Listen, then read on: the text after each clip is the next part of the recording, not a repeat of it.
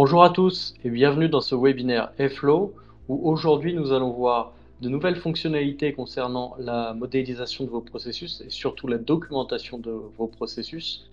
Donc on va voir comment éditer toute votre documentation à travers l'éditeur de processus. Nous verrons également comment corriger automatiquement vos textes que vous avez mis dans votre documentation.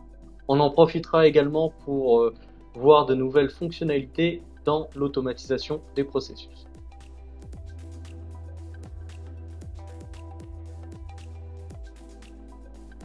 Alors, on va commencer par montrer comment éditer votre contenu de documentation dans l'éditeur de processus.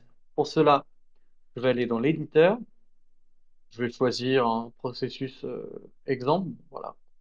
C'est déjà un processus qui, je crois, est processus de recrutement. Et donc, à partir de ce moment-là, je vais pouvoir aller dans l'onglet Actions et pouvoir avoir une nouvelle fonctionnalité qui s'appelle Modifier le contenu. À partir de ce moment-là, si je clique sur cette fonctionnalité, je vais arriver sur une nouvelle boîte de dialogue où je vais avoir sur la partie à droite une prévisualisation du PDF ou du moins du contenu qui sera rendu sur le PDF lorsqu'on télécharge la documentation et sur la partie gauche, l'ensemble des éléments. Alors, cette partie est, vous pouvez diminuer la taille, augmenter le zoom si vous le souhaitez du côté du PDF. Et ce qui va nous intéresser ici, c'est qu'est-ce qu'on va retrouver comme information. Donc, vous allez retrouver le libellé de chaque activité de votre processus, trié dans l'ordre par défaut qui sera mis dans le PDF. Ensuite, vous avez l'exécutant, donc le participant ou le responsable. Donc, cela correspond à la ligne d'eau dans laquelle est située votre activité. Et vous avez une information, et c'est là que c'est important, de savoir si l'élément est documenté ou pas. Ça vous permet rapidement de savoir quels sont les éléments qui nécessitent une documentation ou un ajout d'informations. Et vous pouvez retrouver cette information ici où on peut voir que 80% de mon processus est documenté. Donc, comment on fait pour documenter un élément, sélectionner un élément, etc. Tout simplement en cliquant sur l'élément souhaité. Donc, par exemple, ici, je vais cliquer. Qu'est-ce qui va se passer? Deux actions. Premièrement, quand je clique à gauche, ça me redirige à droite vers l'élément concerné dans le PDF. Ensuite, une nouvelle page d'information, on va dire, s'ouvre avec le libellé, la documentation concernée et le nom de l'exécutant. Comme vous pouvez le voir, le nom de l'exécutant n'est pas modifiable, tout simplement parce que cela appartient à la ligne d'eau du processus. Donc, on ne va pas pouvoir changer cette information ici sans devoir changer les informations ailleurs. Donc ici, on peut changer le nom. Donc par exemple, imaginons que je vais mettre publier l'offre d'emploi sur Internet, par exemple. Voilà. Je vais mettre appliquer et à partir de ce moment-là, vous allez voir que non seulement ça va modifier ici sur la partie gauche, mais également sur le PDF. Et si on retourne sur notre processus, vous voyez, ça a modifié également la tâche. Et ça va fonctionner de la même manière si on fait cela sur le texte de la documentation. Donc je vais reprendre mon élément, donc publier l'offre d'emploi sur Internet. Donc ici, je peux modifier le texte et ça va faire exactement la même chose. Donc la direction de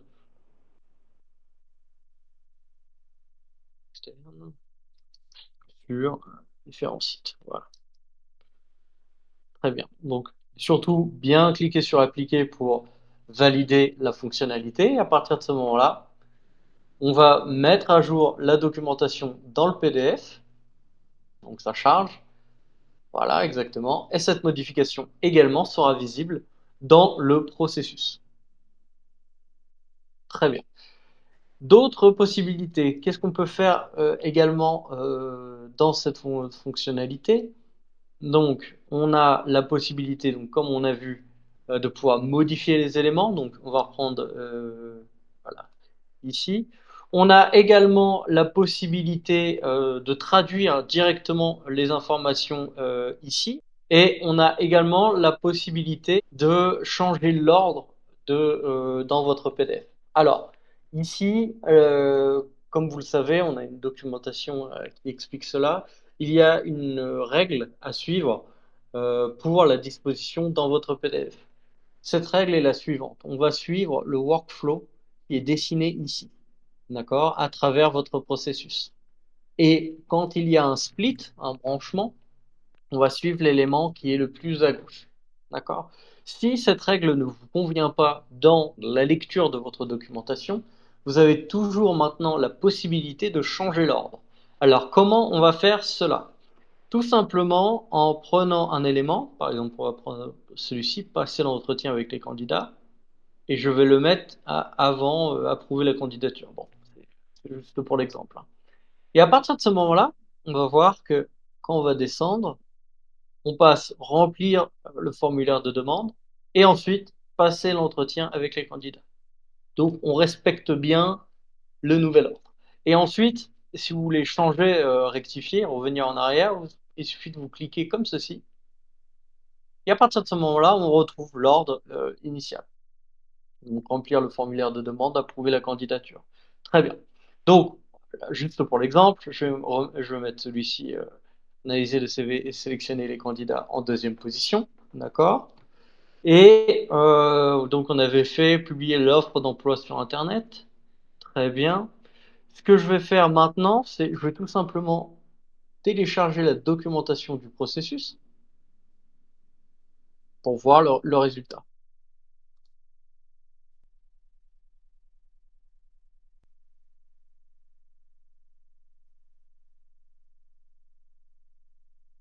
Très bien.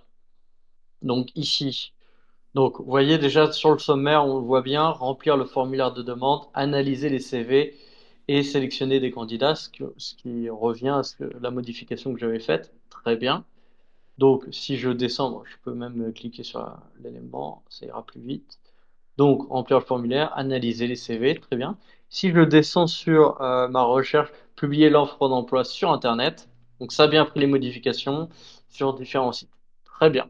Donc, ici, on a bien mis à jour la documentation pour lui donner un rendu qui correspond plus à notre besoin. Juste pour information également, ce type de changement sera visible également sur la partie du portail collaboratif, où les personnes vont pouvoir voir la documentation en ligne. Donc le portail qui se trouve ici, dont vous pouvez accéder à la documentation en cliquant sur cet élément, et l'utilisateur pourra voir les différents processus dont il a accès.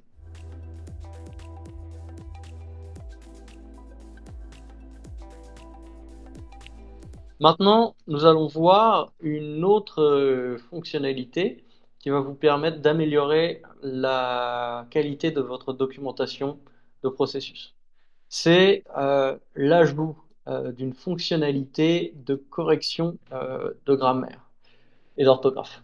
Donc maintenant, dans eFlow, si vous avez besoin, alors par exemple ici, je vais faire un exprès ressources. Voilà, je vais mettre comme ça. Maintenant, vous avez la possibilité, en cliquant sur ce bouton, de pouvoir ajuster la grammaire et de faire des vérifications générales sur l'ensemble de votre élément. Donc, vous allez avoir le nouveau texte, ici les changements qui vont vous montrer justement ce qu'on a corrigé, et vous avez l'ancien texte. Et à partir de ce moment-là, vous cliquez sur appliquer pour pouvoir corriger. Vous avez la possibilité également de réécrire le texte si vous souhaitez voilà, avoir une nouvelle vision, enfin, un nouveau point de vue du texte sur lequel vous avez écrit, avoir une meilleure formulation. Donc, même fonctionnement, vous avez le nouveau texte, l'ancien texte, etc. Pour le coup, je ne vais pas le faire ici. Vous pouvez le faire sur l'ensemble du texte, mais également sur une partie sélectionnée. À partir de ce moment-là, vous retrouvez le bouton ici et vous pouvez faire exactement les mêmes choses. Et cette fonctionnalité de grammaire, elle se trouve sur toutes les parties de documentation du processus, donc à différents niveaux, que ce soit sur une tâche, que ce soit sur une ligne d'eau ou même sur le processus en lui-même, donc comme on vient de le faire.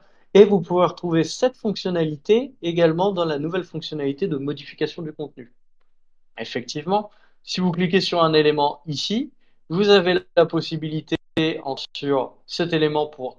Alors, je vais peut-être prendre un élément qui est corrigé, voilà. Sur cet élément pour réécrire le texte. Donc, même chose, ça va vous donner une nouvelle version. Et pour corriger la partie grammaire, sur cet élément. et même fonctionnalité, même objectif. Donc là, il n'y avait aucune faute, donc aucun changement. Donc maintenant, vous avez la possibilité de pouvoir corriger vos éléments de documentation dans Airflow. Cette fonctionnalité utilise l'intelligence artificielle et les comptes payants peuvent utiliser cette fonctionnalité. En plus de cela, on peut utiliser cette fonctionnalité lorsqu'on écrit des emails directement dans les éléments de travail au niveau de l'automatisation. Donc, on va prendre par exemple un élément de travail et ici dans conversation, on peut écrire un email ici et je vais taper voilà, une information. Voilà. Et quand je sélectionne mon élément ou ma phrase, on peut retrouver le bouton ici. Mais attention, cette fonctionnalité est disponible uniquement si vous avez associé votre clé OpenAI à votre environnement Flow. Donc, par exemple, ici, je vais essayer. Et donc, apparemment, ça fonctionne en tout cas, parce que j'ai pas de message d'erreur. Ça veut dire que mon compte est associé normalement à une clé, autrement vous auriez un message d'erreur. Donc, comment associer une clé OpenAI à votre environnement? Donc, vous allez dans l'éditeur, intelligence artificielle, et dans paramètres, vous retrouvez les informations de votre clé OpenAI. Donc, si cet élément est vide, il faut mettre votre clé OpenAI ici pour utiliser vos crédits de votre compte OpenAI pour pouvoir utiliser cette fonctionnalité dans l'automatisation des processus. Autrement, vous ne pourrez pas utiliser cette fonctionnalité dans la partie automatisation lorsque vous devez écrire des emails.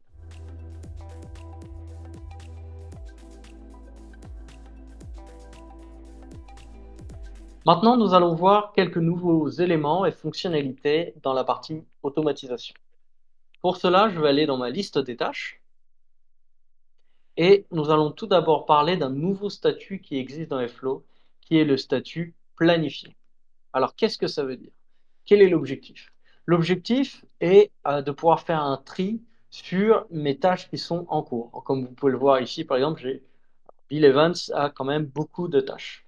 Peut-être que dans son organisation, il aimerait voir une certaine partie des tâches en cours, celles qui sont à faire aujourd'hui, par exemple, ou demain, et cacher d'autres pour un peu plus tard. Donc, c'est à ça que va servir le nouveau statut qui est planifié. Alors, on va prendre un exemple avec, par exemple, l'item numéro 20, et je vais vouloir le sortir de mes tâches en cours pour le mettre dans mes tâches au statut planifié. C'est-à-dire que je vais devoir le faire plus tard, je n'ai pas besoin de me focaliser là-dessus. Donc, on va ouvrir l'élément de travail. Ici, dans les trois petits points, vous allez avoir un nouveau bouton qui s'appelle planifier. Et là, ici, je vais mettre, par exemple, le 20, voilà, la semaine prochaine, très bien, confirmé. Et à partir de ce moment-là, vous voyez ici, on a un changement d'information. On va voir que c'est planifié pour le 20 août à 9h14. Qu'est-ce qui va se passer? Ce qui va se passer tout d'abord, c'est que l'item numéro 20, comme vous le voyez, il n'apparaît plus dans ma liste en cours. En revanche, il va apparaître dans ma liste de planifiés. Très bien. Et on peut même ajouter une information ici qui est la date de date planifiée. Voilà, exactement ici. Et on retrouve cette information. Tout d'abord, cette instance de processus va retourner au statut en cours automatiquement à partir du 20 août à 9h14. D'accord? En revanche, si on veut le faire manuellement, vous pouvez ouvrir l'élément de travail, retourner sur la partie planifiée et effacer la planification.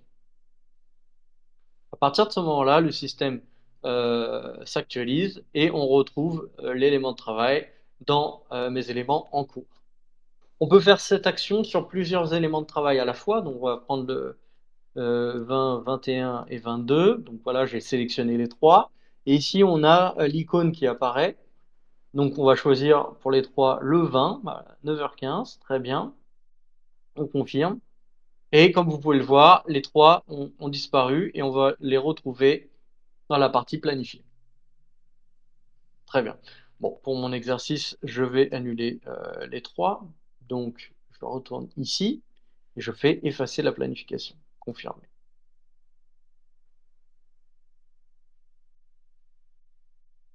Voilà, je rafraîchis et on les retrouve dans en cours.